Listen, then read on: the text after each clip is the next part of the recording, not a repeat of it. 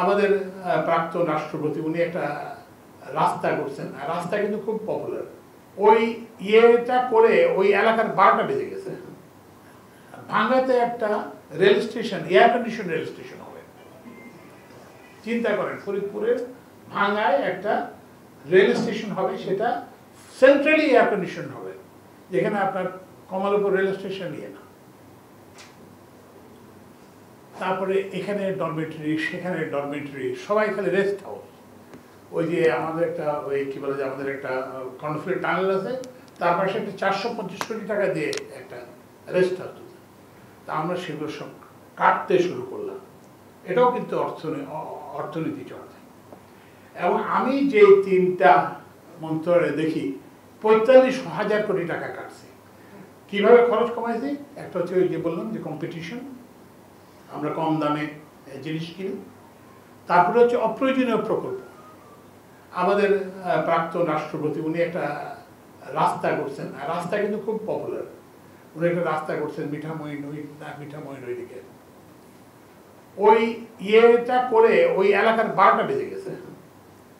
মানে ওখানে কি বলে যে পানি চলাচল করে না, সিলেট অঞ্চলে বন্যা হয়, মাছ মরে যাচ্ছে, ইভেন কৃষিও ধ্বংস হয়ে যাচ্ছে, কারণ ওখানে কি যেন একটা বালি আসতেছে।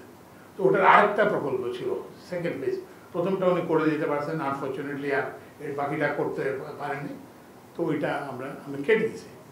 তো এইভাবে যে প্রকিউরমেন্ট কস্ট কমিয়ে অপ্রয়োজনীয় প্রকল্প বাদ দিয়ে যে 3টি বিভাগ আমি দেখি, সেখানে 45,000 কোটি টাকা আমরা সাশ্রয় করতে সক্ষম হয়েছি। এরপরে আসেন আমরা আর কি করতেছি। বললাম যে এটা খুব স্বল্প সময়, খুব কম। আর কি করছি আমরা? আরেকটা করছি যে আমরা কতগুলো টেমপ্লেট এস্টাবলিশ করছি নেক্সট গভর্নমেন্টের জন্য। অনেকে জানেন যে রোজার সময় আমাদের সব সময় গত 15-20 বছর ধরে লোডশেডিং হয়েছে। এইবার গত রোজায় কিন্তু কোনো লোডশেডিং হয় না। এটা সাক্ষী, কারণ আমাকে নিউজে জ্বালানি, বিদ্যুৎ জ্বালানি নিউজ পেটে বলো, স্যার আপনি তো আমাদের চাকরি খাইয়ে দিতেছেন। বলতে কেন? বলতে লোডশেডিং এর কথা তো লিখতে পারি না আর। তো আমরা একটা টেমপ্লেট এস্টাবলিশ করছি যে হ্যাঁ এইভাবে করলে, এটা তো আমরা নিয়ে যাবো না। আমরা ফেব্রুয়ারি মাসে সরকার পরিবর্তন, নতুন সরকার আসবে, কিন্তু আমি তো এগুলো তো নিয়ে যাবো না। তো ওরা তো দেখতে পারবে যে এইটাই টেমপ্লেট। তারপরে ঈদে বাড়ি যাওয়াতে অনেক হ্যাসেল হতো, তো আমরা ইয়েতে করে দিয়েছি, দেখাইছি যে না এটাও করা সম্ভব, এই যাত্রা নির্বিঘ্ন করা সম্ভব। আর শুধু যে আমার এখানে তা না, হজ নিয়ে প্রত্যেকবারই কেলেঙ্কারি হয়।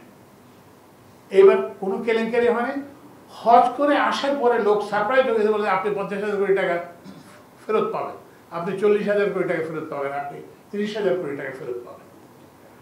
তো ওই জন্য আমরা এইসব কতগুলো এক্সাম্পলস, কতগুলো টেমপ্লেট থেকে যাচ্ছি।